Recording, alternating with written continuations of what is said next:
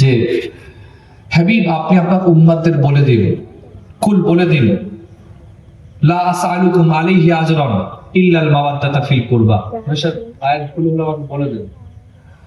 জি, আল্লাহ পাক সূরাতে বলেছেন, হাবিব আপনি আপনার উম্মতদেরকে বলে দিন, কুল বলে দিন, লা আসআলুকুম আলাইহি আজরান ইল্লাল মাওয়াদ্দাতা ফিল কুরবা। আমি যে ইসলাম প্রচার করলাম, দ্বীন প্রচার করলাম, কোরআন প্রচার করলাম, ইসলামের প্রচারের বিনিময়ে, দ্বীনের প্রচারের বিনিময়ে আমি তোমার থেকে কিছু চাই না।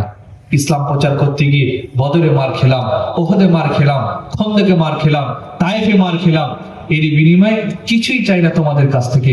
কি চান? ইল্লাল মাওয়াদ্দাতা ফিল কুরবা। আমি চাই আমার উম্মত যেন আমার আহলে বায়াতদের সাথে সম্পর্ক রাখে। জোরে বলতে হবে। এই আয়াতের তাফসিরে আল্লাহর নবীর চাচা আব্দুল ইবনে আব্বাস বলেছেন, এখানে রাসূলুল্লাহ আহলে বায়াত বলতে নিজের পরিবারকে বুঝিয়েছেন।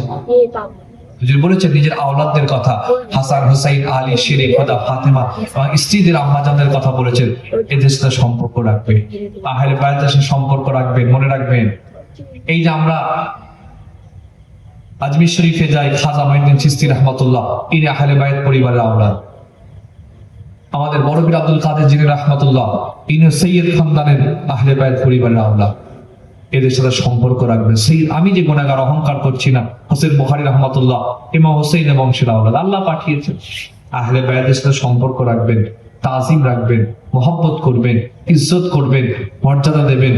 এই মর্যাদাটা কার দিকে তাকিয়ে করবেন? রাসূলুল্লাহর দিকে তাকিয়ে করবেন। বলে ইনশাআল্লাহ। ইনশাআল্লাহ আল্লাহ আমাদের সকলকে কবুল করেন। আর ইমাম হোসেন কারবালাতে জীবন দিয়েছেন, অনেকগুলো শিক্ষা দিয়ে গেছেন। আবার রিপিট করছি, অনেক শিক্ষা আছে। 1 নম্বর শিক্ষা, অন্যায়ের কাছে মাথা নিচু করা।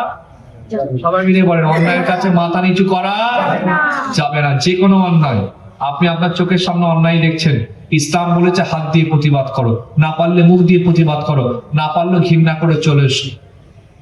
কিন্তু আমরা আশ্চর্যের বিষয়, আমি জানি লোকটা খারাপ, তারপরে তাকে সাথ দিচ্ছি, তার পাশে যাচ্ছি, তার হয়ে গল্প করছি, তার সাথে কথা বলছি, অত জানি লোকটা সব থেকে হারাম, জানি না, কিন্তু তার সাথে আছে। ইসলামের হুকুম এটা নয়। অন্যায়ের কাছে আপনি দেখেছেন হাত দিয়ে প্রতিবাদ করেন, ক্ষমতা নেই মুখ দিয়ে করেন, তাও নেই, ঘৃণা করে আপনি চলে আসেন, যাবই না, ছা মারাবে না। 2 নম্বর, ইমাম হোসেন শিক্ষা দিয়েছেন, হারাম খাওয়া, সবাই মিলে বলেন, যা হয় হোক, মওত হয়ে যাবে, কিন্তু হারাম খাওয়া যাবে না। আল্লাহ আমাদের সকলকে হারাম থেকে হেফাজত করেন, বলেন আল্লাহুম্মা আমিন। 3 নম্বর শিক্ষা দিয়েছেন, আল্লাহর নামাজ কাজা করা যাবে না। আল্লাহর নামাজ কাজা করা যাবে না। পড়বেন তো নাকি ইনশাআল্লাহ? আল্লাহর নামাজ কাজা করবেন না, পড়বেন। দিনকাল ভালো নয়। আমি এবারে এলাহাবাদে জলসায় গিয়েছিলাম, এখন নাম চেঞ্জ করে প্রয়াগরাজ করেছে।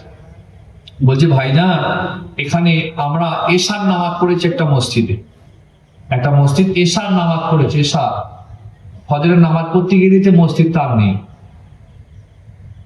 এশার নামাজ পড়ে সব বাড়ি চলে গেছে।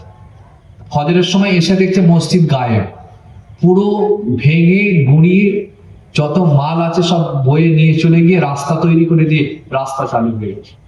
রাতের বেলা ছিল মসজিদ, সকালবেলা রাস্তা হয়ে গেছে। আপনি কোথায় কোর্টে যাবেন, কোথায় কেস করবেন, কি করবেন? সেই সময় আসতে চলেছে।